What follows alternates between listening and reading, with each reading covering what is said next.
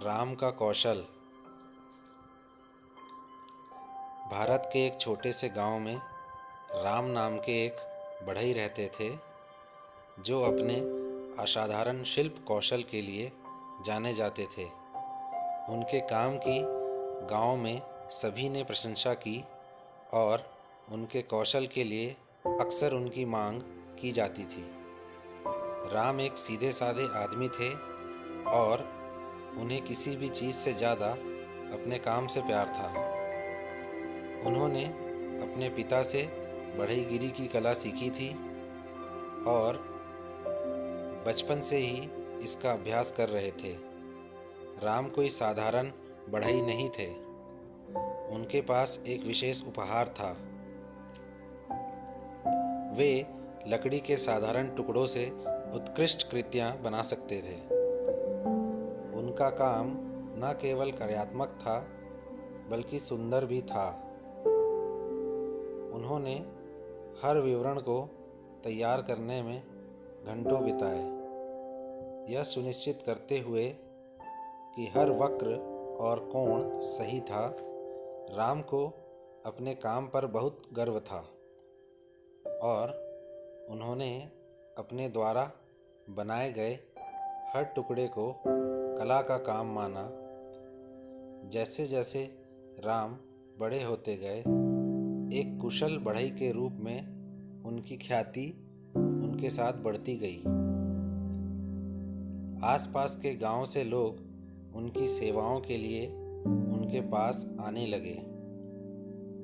उनके पास यह समझने का एक तरीका था कि उनके ग्राहक वास्तव में क्या चाहते हैं और वह उनकी दृष्टि को जीवन में लाने में सक्षम थे।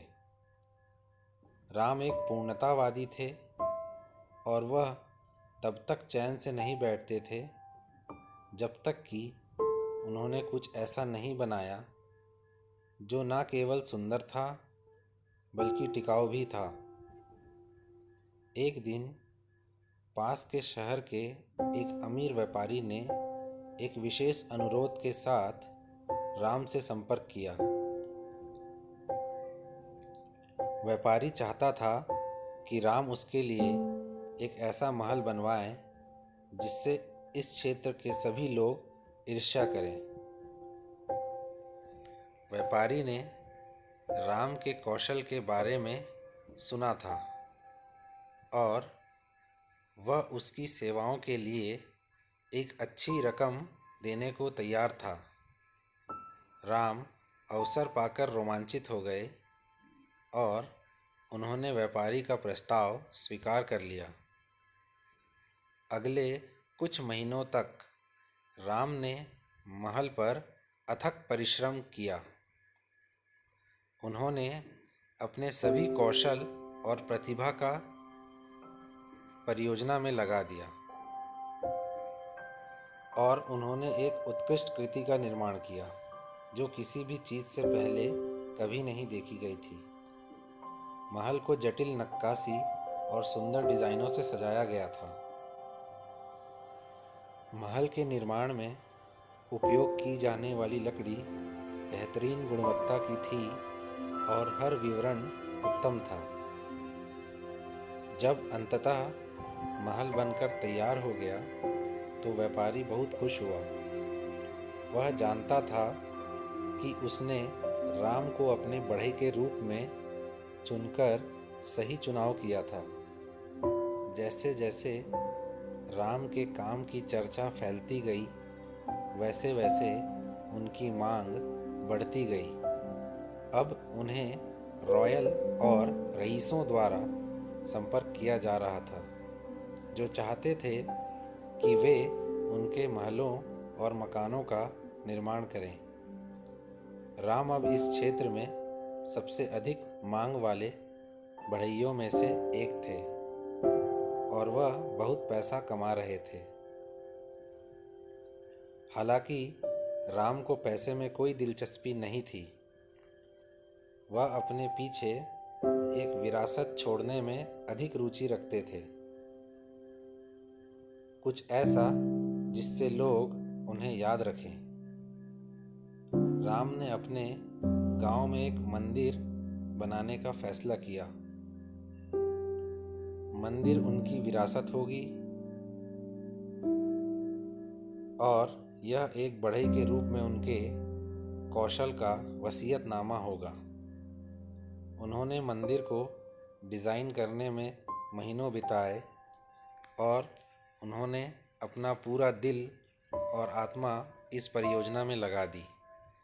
मंदिर उनकी अभी तक की सबसे महत्वाकांक्षी परियोजना थी और उन्होंने इसके निर्माण में कोई कसर नहीं छोड़ी। मंदिर एक उत्कृष्ट कृति थी। इसे सुंदर नक्काशी और जटिल डिज़ाइनों से सजाया गया था। मंदिर के निर्माण में उपयोग की गई लकड़ी बेहतरीन गुणवत्ता की थी और हर विवरण उत्तम था। मंदिर न केवल सुंदर था बल्कि कार्यात्मक भी था। इसने गांव के लोगों को पूजा करने के लिए एक स्थान प्रदान किया और यह क्षेत्र में सभी के लिए गर्व का स्रोत था। जब मंदिर आखिरकार पूरा हो गया तो राम जान गए कि उन्होंने अपना लक्ष्य हासिल कर लिया है। वह अपने पीछे एक ऐसी विरासत छोड़ जाएंगे जिसे पीढ़ियों तक याद रखा जाएगा। राम ने बढ़ई का काम करना जारी रखा, लेकिन वह अब अपने कौशल को अगली पीढ़ी तक पहुंचाने में अधिक रुचि रखते थे। उन्होंने गांव में युवा लड़कों को बढ़ईगिरी की कला सिखाना शुरू किया और वे कई लोगों के गुरु बन गए। साल बीतते गए और एक दिन ऐसा आया, अब राम इस दुनिया में नहीं थे, पर आज भी गांव में उन्हें उस मंदिर और उनके द्वारा समाज को सिखाए गए कौशल को याद किया जाता है। इस तरह वो इस दुनिया में ना होते हुए भी वहाँ के लोगों के दिलों में अमर है।